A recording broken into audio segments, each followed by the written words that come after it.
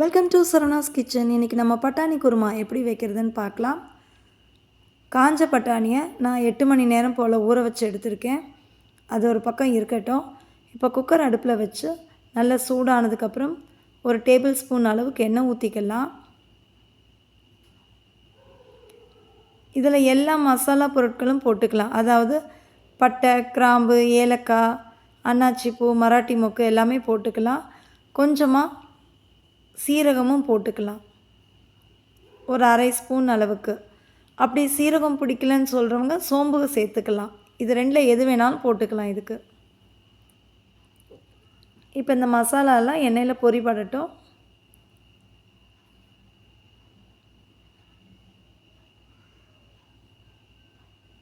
இப்போ 3 பெரிய வெங்காயம் நல்லா சாப் பண்ணி போட்டிருக்கேன்.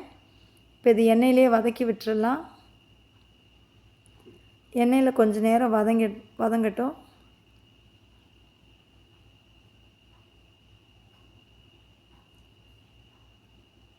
நல்ல எண்ணெயில் வதங்கினதுக்கப்புறம் கொஞ்சமாக கருவேப்பிலை போட்டுக்கலாம். அதுவும் எண்ணெயில் வதங்கட்டும்.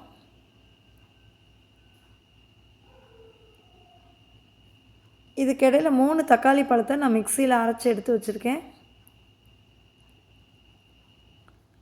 இப்போ கொஞ்சமாக இஞ்சி பூண்டு பேஸ்ட்டு போட்டுக்கலாம். இஞ்சி பூண்டு பேஸ்ட்டு பச்சை வாசனை போகிற வரை எண்ணெயில் வதக்கி விடணும்.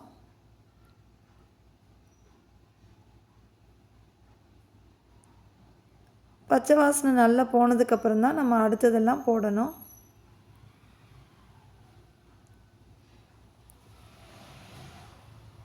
இப்போ நான் அரைச்சி வச்ச தக்காளியை உள்ளே சேர்த்துட்றேன். 3 தக்காளி, 3மே சின்ன சைஸ் தக்காளிங்கிறனால நமக்கு பேஸ்ட் கொஞ்சம் கம்மியாக இருக்குது. இதுவே கொஞ்சம் பெரிய சைஸ் தக்காளியாக இருந்துச்சுன்னா 2 தக்காளி மட்டும் கூட எடுத்துக்கிட்டால் போதும். நல்லா அரைச்சிட்டு இப்போ மிக்ஸி ஜாரில் கொஞ்சமாக தண்ணி சேர்த்து அதையும் கலந்து உள்ளே ஊற்றி விட்டுட்டேன். இதை நல்லா மிக்ஸ் பண்ணி விட்டுறலாம். ஒரு 2 நிமிஷம் போல் இருக்கட்டும். பாருங்கள், நல்லா கொதிக்க ஆரம்பிச்சிருச்சு. இப்போ மஞ்சள் தூள்,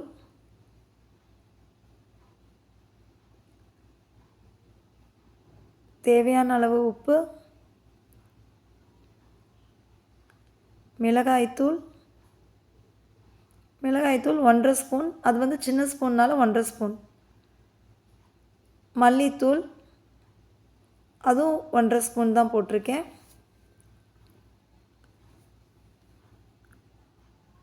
சீரகத்தூள் ஒரு சின்ன ஸ்பூன் அளவுக்கு போட்டிருக்கேன். கரம் மசாலா தூள் 1/4 ஸ்பூன் அளவுக்கு போட்டிருக்கேன். மிளகுத்தூள் அரை ஸ்பூன் போட்டிருக்கேன். இப்போ இதெல்லாத்தையும் நல்லா கலந்து விட்டுறலாம்.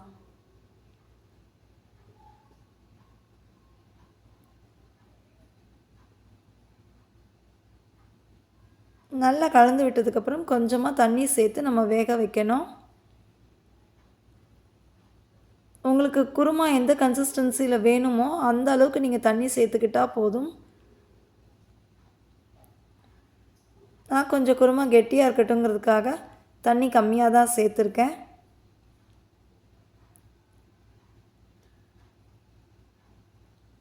இப்போ பட்டாணி பார்த்திங்களா, ஊற வச்சது நல்லா ஊறிடுச்சு. இப்போ இதை தண்ணியை வடிச்சிட்டு பட்டாணி ஃபுல்லாக நான் குக்கரில் போட்டுறேன்.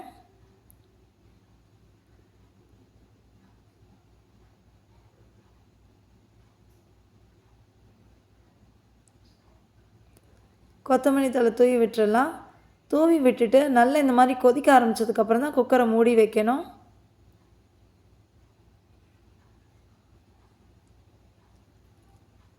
நாலு விசில் போல் அடிக்க விட்டுட்டு ப்ரெஷர் எடுத்து விட்டாச்சு. பாருங்கள், நம்மளோட குருமா சூப்பராக ரெடி ஆகிடுச்சு. இவ்வளோ கெட்டியாக இருக்குது பாருங்கள். இந்த கன்சிஸ்டன்சி உங்களுக்கு போதுன்னா இதோட ஸ்டவ் ஆஃப் பண்ணிடலாம். இல்லாட்டி கொஞ்சமாக தண்ணி இன்னும் கொஞ்சம் எக்ஸ்ட்ரா ஊற்றணும், அவ்வளோதான். இந்த ரெசிபி உங்களுக்கு பிடிச்சிருந்தா லைக் பண்ணுங்கள், ஷேர் பண்ணுங்கள், கமெண்ட் பண்ணுங்கள், சப்ஸ்கிரைப் பண்ணுங்கள். மறக்காமல் பக்கத்தில் இருக்க பெல் ஐக்கானை ப்ரெஸ் பண்ணுங்கள். இந்த வீடியோ உங்களுக்கு பிடிச்சிருந்தா உங்கள் ஃப்ரெண்ட்ஸ், ரிலேட்டிவ்ஸ், நெய்பர்ஸ்க்கு ஷேர் பண்ணுங்கள். இதை ட்ரை பண்ணி பார்த்துட்டு இதோட ஃபீட்பேக் என்னங்கிறது எனக்கு கமெண்ட் பாக்ஸில் சொல்லுங்கள். தேங்க்ஸ் ஃபார் வாட்சிங் திஸ் வீடியோ.